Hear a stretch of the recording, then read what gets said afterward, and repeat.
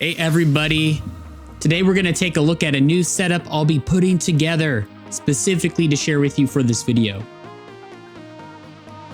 The deck we'll be using is a beautiful, unique deck, which is made by Mallory Curtis out of Eugene, Oregon.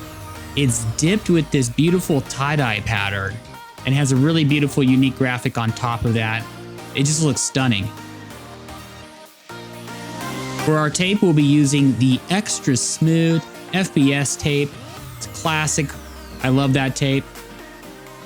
Then we're going to be setting it up with some dynamic mini wheels, 64D durometer.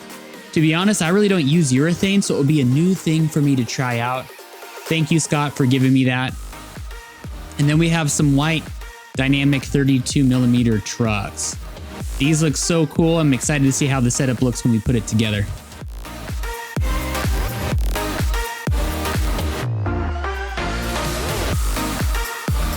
One little trick I like to do with the tape is to fold one end a little bit over, line it up correctly, and then stick that tape and slowly press the tape forward so there's no bubbles or air pockets.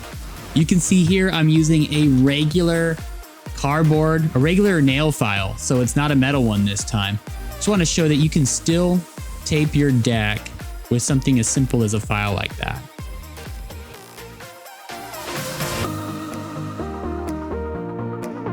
So here we go, here's the rip job. Hard to see because it's out of focus. Let me get it in focus. Not a terrible job given that we use just a regular old file.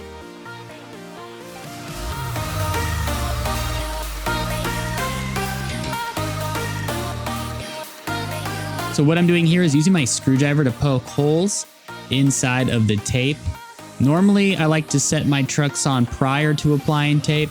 But for this video, I decided might as well share with people how to put their trucks on and have screw holes. The advantage to this method is that you can unscrew your trucks from your deck without having to remove the tape. Now let's put these trucks on this baby. Just a heads up, the deck from the Unique is 34mm wide. I'll be using 32mm trucks for this video just because I don't have any 34mm trucks that are dynamics right now. What I'll be doing is buying another pair of white dynamic 34mm and resetting up the board later on with those trucks. But for now, I really want to try this setup out, so we're going to make do with 32mm. It should still perform great.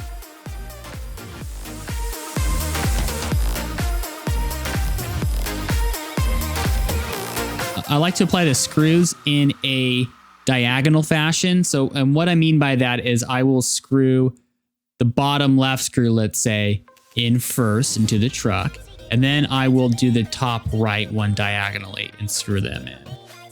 And I don't screw them in all the way tight. I screw them just enough to hold the truck steady, and I get all 4 screws onto the deck.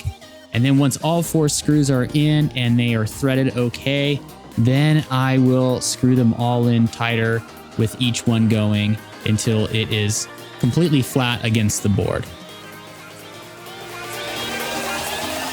And here we go, time to toss on some of those dynamic mini wheels. Getting the last wheels on here really quickly.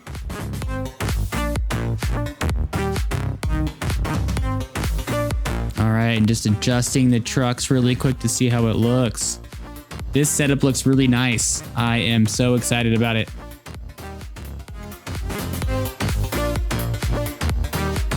Beautiful deck. I'll clean up the rip job later with my finger. That's a pro tip. But you can see how nice that deck looks. Just really pretty ply colors with that dipped tie-dye look. We have our FBS tape, the dynamic white trucks, and then the dynamic white mini wheels. All right, I think we're ready to go take this thing for a little spin.